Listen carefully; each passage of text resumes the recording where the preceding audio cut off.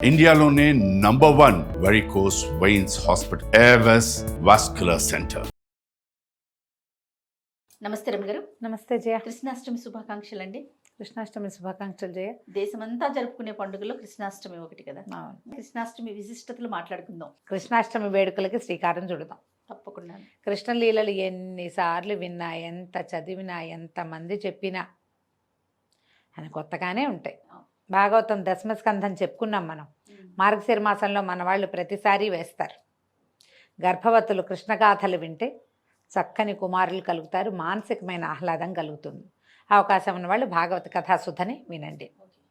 అయితే కృష్ణాష్టమి, గోకులాష్టమి నాడు ఈయన జన్మించాడు. సాధారణంగా అష్టమి అమ్మవారి జన్మదినంగా చెప్తారు. అమ్మవారి జన్మదినం అంటే పరదేవత యొక్క జన్మదినం. ఆమెకి అష్టమి తిథి ఇష్టమని అష్టమి నాడు అభిషేకాలు అవి కూడా చేస్తారు.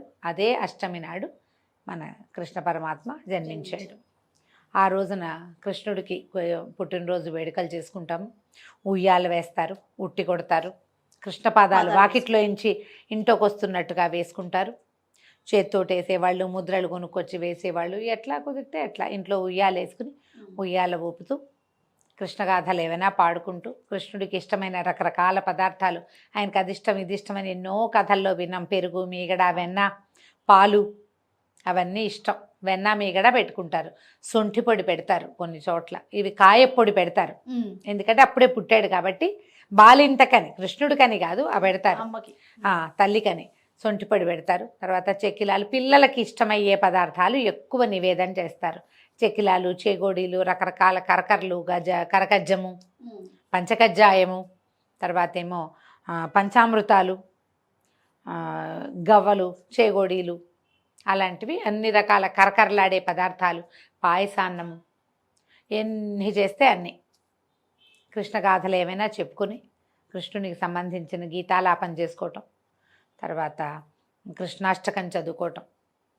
కృష్ణుడిది అష్టోత్తర శతనామావళి దొరుకుతుంది మనకి. అష్టోత్తర శతనామావళి జరుపుకుని కృష్ణుడికి పూజ చేసుకుంటాం. సాధారణంగా ఇది సాయంకాలం వేళల్లో చేస్తారు. కృష్ణాష్టమి ఎప్పుడు కూడా ఆయన అర్ధరాత్రి జన్మించాడని చెప్తారు కదా. గోకులాష్టమి నాటి అర్ధరాత్రి ఆయన పుట్టింది. గాఢాంధకారంలో పుట్టాడు కృష్ణ పరమాత్మ. అందుకని రాత్రిపూట వేడుకలు చేయటమే విశేషంగా కనపడుతుంది. ఓ ఉయ్యాల వేసి అందులో కృష్ణుడి ప్రతిమ ఏదైనా పడుకోబెట్టి ఉయ్యాలడుపుతూ జోలలు పాడడం, రకరకాల పాటలు ఉన్నాయి మనకి. ఏదో ఒక పాట పాడుకొని కృష్ణుడికి ఉయ్యాల వేసి ఊగించుకోవచ్చు.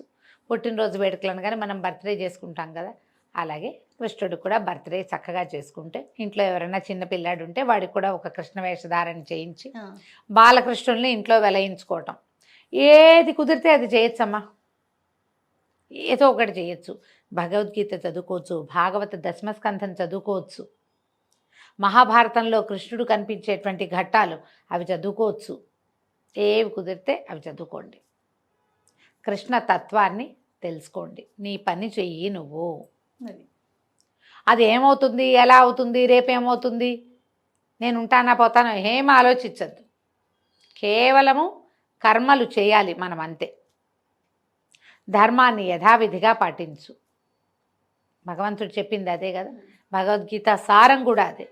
అవకాశం ఉన్న వాళ్ళు ఎవరికైనా ఒక భగవద్గీత పుస్తకమో ఒక భాగవత పుస్తకమో ఇవ్వండి కృష్ణాష్టమి నాడు. మీ అవకాశాన్ని బట్టి మీరు ఏం చేయదలుచుకుంటే అది చేయటం. సమీపంలో ఎక్కడైనా వేణుగోపాల స్వామి దేవస్థానాలు అలాంటివి ఏమైనా ఉంటే చక్కగా వెళ్ళి దర్శనం చేసుకోండి, కృష్ణుడిని తలుచుకోండి బాగా. ఈ రోజున పిల్లల్ని కేకలేయటము, కొట్టటము అలాంటివి చేయబోకండి. బృందావనంలో ఏర్పాట్లు చాలా బాగా చేస్తారు, చాలా బాగా చేస్తారు జయ. అసలు అబ్బో, అక్కడ పాటలా, ఆ నాట్యాలా, ఆ సంతోషమా, చూసి తీరాలి.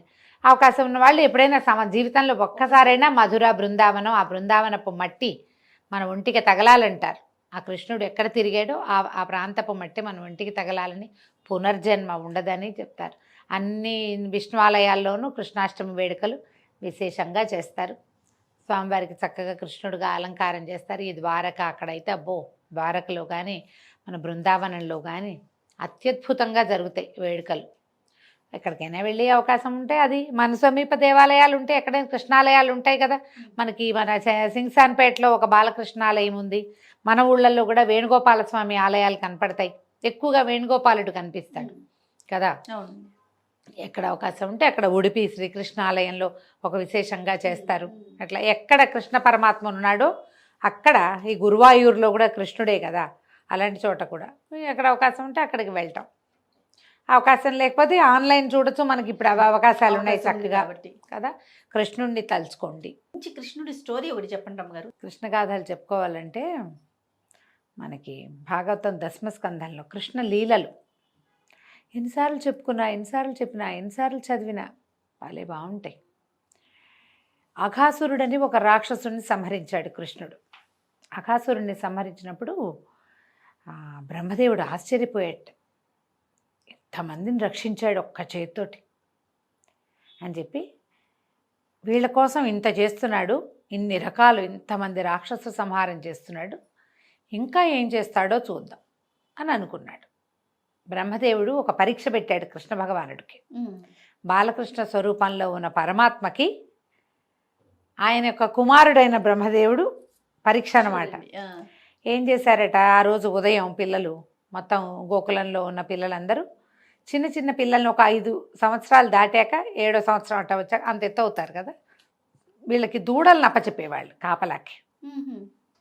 ముందంతా దూడలు, చిన్న దూడల్ని తీసుకుపోవటం. ఒక 8వ ఏడు 9వ ఏడు వచ్చి కొంచెం కాలు సాగి బాగా అలవాటయ్యి దూరం నుంచే తమ గొడ్లని గుర్తుపట్టగలరు, పశువుల్ని గుర్తుపట్టగలిగే వయసు వచ్చేసరికి వీళ్ళకి పెద్ద ఆవుల్ని దూడల్ని కూడా అప్పచెప్పేవాళ్ళు. కొంచెం ముందుకు వెళ్ళారు వీళ్ళు, ఈ పిల్ల గుంపంతా. వెళ్ళాక ఏమైంది, ఒకరోజు ఆ రోజట ఈ అఘాసుర వధ తర్వాత పిల్లలంతా ఆవుల్ని ఆలమందల్ని తోలుకుపోయారు. మరి భోజనాలకు కూర్చున్నారట. అసలు ఆ చల్దులు ఆరగించటం అనే ఒక హెడ్డింగ్ పెడతారు పోతన్ గారు. ఎంత సరదాగా రాస్తారో. వ్యాస భారతంలో అన్నం పంచుకుని తింటున్నట్టు కనపడుతుంది వ్యాస భాగవతంలో. పోతన్ గారు తన తెలుగు ప్రావీణ్యం అంతా చూపిస్తారనమాట. అబ్బో, పిల్లలందరూ ఈవిడ మీగడ పెరుగు కలిపిన అన్నం, వేళ్ల సందుల్లో ఆవకాయ ముక్కలు, మా ఊరగాయ ముక్కలు ఇరికించుకుని ఒక ముద్ద తింటూ దాని రుచిని ఆస్వాదించటం. పిల్లలంతా కూర్చుని తింటున్నారు. తింటూ ఉంటే ఈ పిల్లల్లో కొంతమంది ఆవులేవి కనపడలేదు. మామూలుగా ఆవులు వీళ్ళ చుట్టూతా నిలబడతాయి, పిల్లలంతా గుండ్రంగా కూర్చుంటారు. అన్నాలు తిని మైమర్చిపోయి ఉన్నారు. నా పెరుగుని తీసుకో, నా మీగడ తీసుకో, నీ ఆవకాయ ఇవ్వు, మీ ఇంట్లో ఆవకాయ బాగుంటుంది, మీ అమ్మ బోల్డ్ మీగడేసి పెడుతుంది, మా పావులు వాళ్ళకి అంత రుచిగా లేవు, మీది ఇవ్వు అని లాక్కుని పీక్కుని గందరగోళాల్లో ఉన్నారు. ఆవులేవి అనగానే చూస్తే వెనకాల ఉండాలి ఆవులు అన్నీ ఒక చోట గుంపుగా. వీళ్ళు అన్నాలు తినే సమయాలకి అవి అక్కడ ఉంటాయి, కనపడలేదు. కనపడపోయేసరికి పిల్లలు అందరూ లేవబోయారు. కొంతమంది కృష్ణుడు అన్నాడు, కూర్చోండి తాపీగా తినండి, నిదానంగా నేను చూసొస్తానన్నాడు. లేచి నడుస్తున్నాడు. ఏవి ఆవులు? ఆవులు లేవు, దూడలు లేవు. ఆవులు దూడలు లేవు. వెనక్కి తిరిగి చూశాడు. ఇప్పుడు పిల్లలు కూడా లేరు. ఆవులు లేవు, దూడలు లేవు, పిల్లలు లేరు. నవ్వాడు. నవ్వుతూ ముందుకు చూశాడు. ఆవులున్నాయి, దూడలున్నాయి. మళ్ళీ వెనక్కి చూశాడు. పిల్లలున్నారు.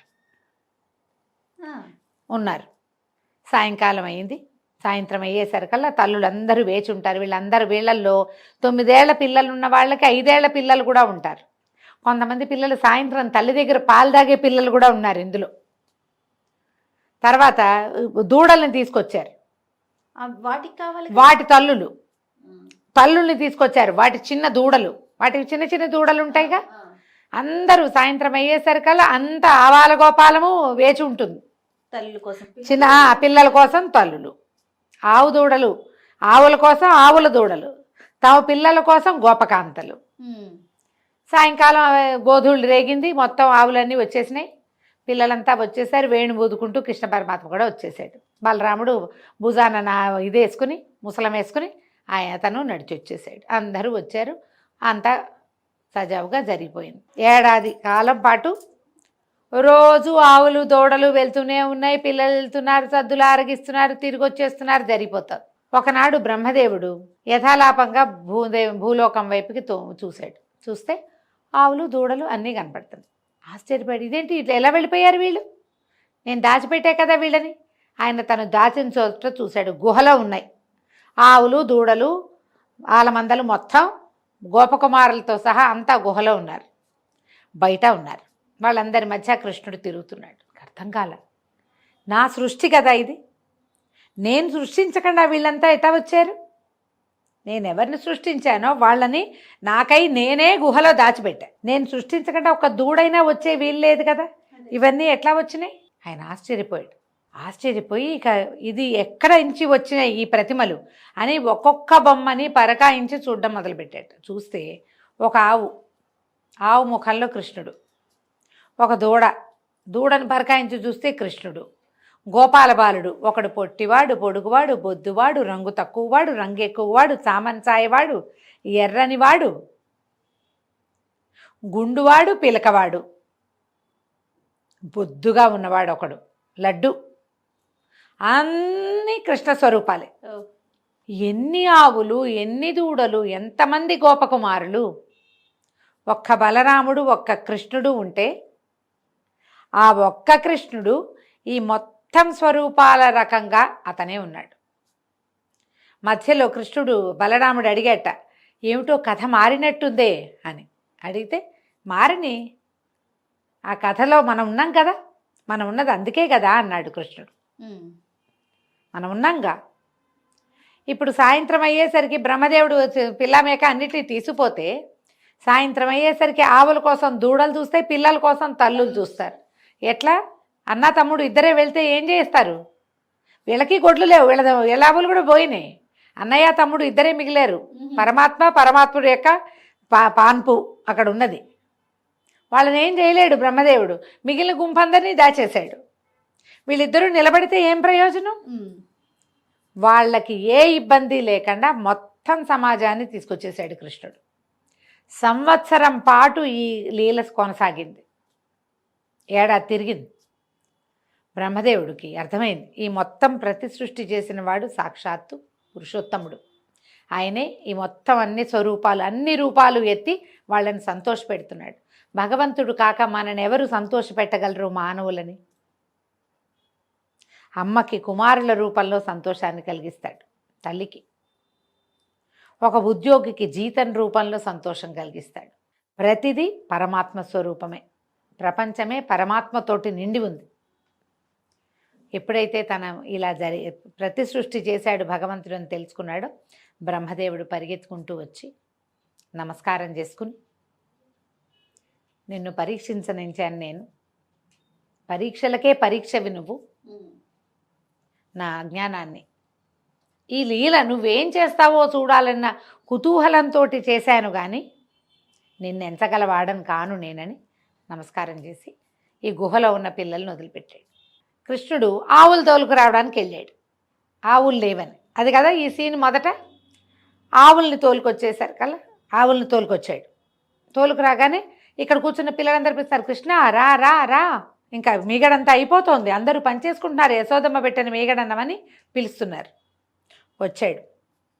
సంవత్సరం గడిచిన సంగతి ఎవ్వరికీ తెలియదు. అప్పుడే కథ, ఎక్కడ కథ మొదలైందో అక్కడే ఆగిపోయింది. ఏడాది నడిచింది కానీ ఆ ఏడాది నడిచిన గుర్తు ఏదీ లేకుండా చేసేసాడు. దాన్ని మనం విష్ణుమాయ లేదా కృష్ణమాయ అని చెప్తాం. రైట్. నమస్తే. నమస్తే జయ.